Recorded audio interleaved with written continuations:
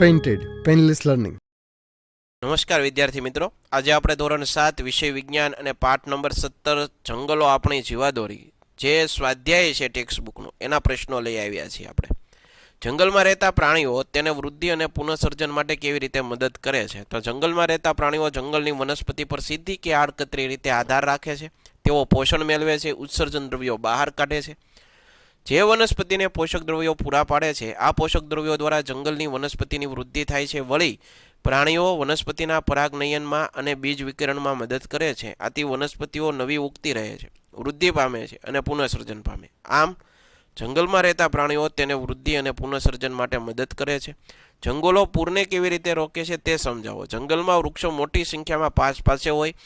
વૃક્ષોના મૂળ જમીનને જકડી રાખે છે, આથી જમીનનું ધોવાણ ખૂબ ઓછું કરે છે. વૃક્ષો પવન અને વરસાદનો માર ઝીલે છે. વળી જંગલો વરસાદી પાણીના કુદરતી શોષકો છે, આથી વરસાદી પાણીના પ્રવાહને રોકે છે. જંગલમાં જમીન પર પડેલા પાંદડા મૃત અવશેષો પાણીના પ્રવાહને રોકે છે. પરિણામે પાણીના પ્રવાહનું નિયંત્રણ થાય છે. આમ બધો જ વરસાદ વહી જતો નથી અને પૂર આવે એવી પરિસ્થિતિ ઊભી પણ નથી થતી. આથી જંગલો પૂરને રોકે છે.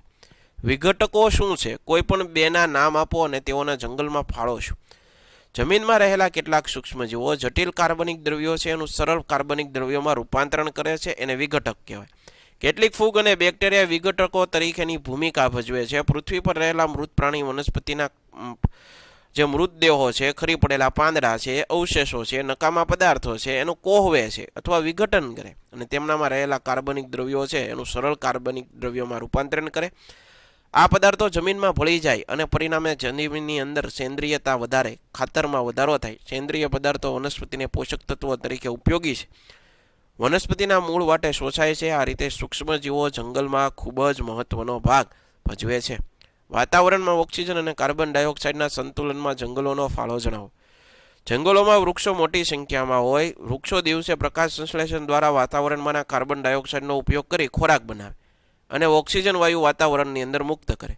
પ્રાણીઓ શ્વસનમાં ઓક્સિજન વાયુ લઈ કાર્બન ડાયોક્સાઇડ વાયુ મુક્ત કરે. આમ જંગલોમાં વનસ્પતિની પ્રકાશ સંશ્લેષણની પ્રક્રિયાઓની શ્વસન ક્રિયા દ્વારા વાતાવરણમાં ઓક્સિજન કાર્બન ડાયોક્સાઇડનું પ્રમાણ જળવાઈ રહેતા સંતુલન સ્થપાય.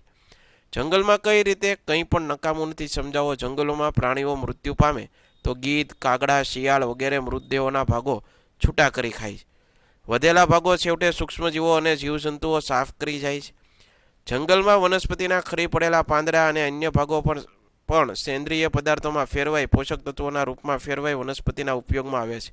આમ જંગલમાં કોઈ વસ્તુ નકામી પડી રહેતી નથી, પરંતુ કોઈ રીતે ઉપયોગી બને છે. તેથી કહી શકાય કે જંગલમાં કોઈ પણ નકામું નથી.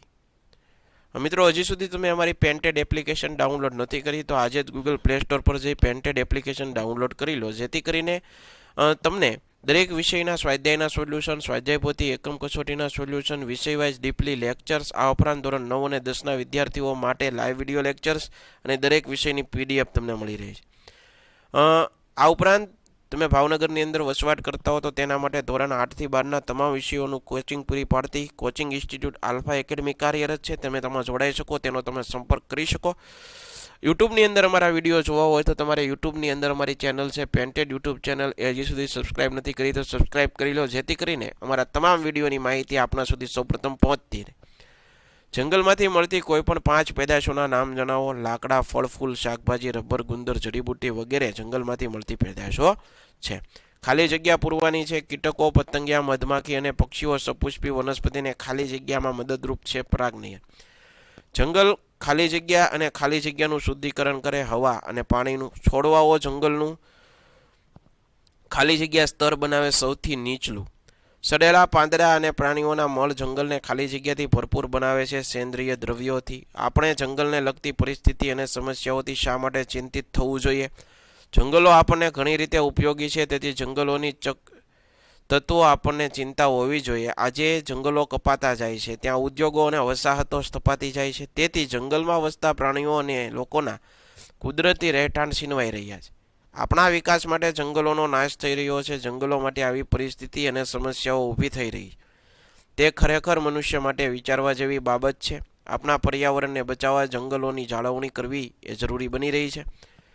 જંગલમાં વિવિધ વનસ્પતિ અને પ્રાણીઓ શા માટે જરૂરી છે અને સમજાવો. વનસ્પતિની વિવિધ જાતિઓને વિકસાવવાથી જંગલો તૃણાહારીઓને ખોરાક, રહેઠાણની બહોળી તકો પૂરી પાડે. આથી તૃણાહારીઓની સંખ્યા વધે છે. તૃણાહારીઓની સંખ્યા વધતા વનસ્પતિઓની સંખ્યા વધે છે. આથી જંગલ વનસ્પતિ તૃણાહારી માછાવરીથી ભર્યું લાગે છે. આમ વનસ્પતિ અને પ્રાણીઓના વિવિધતા જંગલોની વૃદ્ધિ અને પુનઃવિકાસ માટે ઉપયોગી છે. નીચે આપેલી આકૃતિમાં ચિત્રકાર નામ નિર્દેશ તીર આપવાનું ભૂલી ગયેલ છે. નીચે આપેલા શબ્દો દ્વારા નામ નિર્દેશ કરો. પ્રક્રિયાની દિશાઓ જણાવો. વાદળો, વરસાદ, વાતાવરણ, કાર્બન ડાયોક્સાઇડ, ઓક્સિજન, વનસ્પતિ, પ્રાણી, જમીન, મૂળ, જળ સપાટી. આ બધું તમારે જે આ નામ એરા આપેલા છે એને દર્શાવવાનું. બરાબર. પ્રશ્ન 11. નીચે આપેલામાંથી કઈ જંગલ પેદાશ નથી? તો કેરોસીન. 12. નીચે આપેલામાંથી કયું વિધાન સાચું નથી? તો વનસ્પતિ, પ્રાણી જંગલમાં એકબીજા પર આધારિત નથી. તે વિધાન ખોટું. બધા એકબીજા સાથે સંકળાયેલા છે. સૂક્ષ્મજીવો મૃત વનસ્પતિ પર પ્રક્રિયા કરે છે તો ફૂગ અને મશરૂમ. આશા રાખું મિત્રો આ સોલ્યુશન ગમ્યું હશે. ફરીવાર નવા સોલ્યુશન સાથે મળશું. ત્યાં સુધી અમને રજા આપો. જય હિન્દ, જય ભારત. ધન્યવાદ. Painted Painless Learning.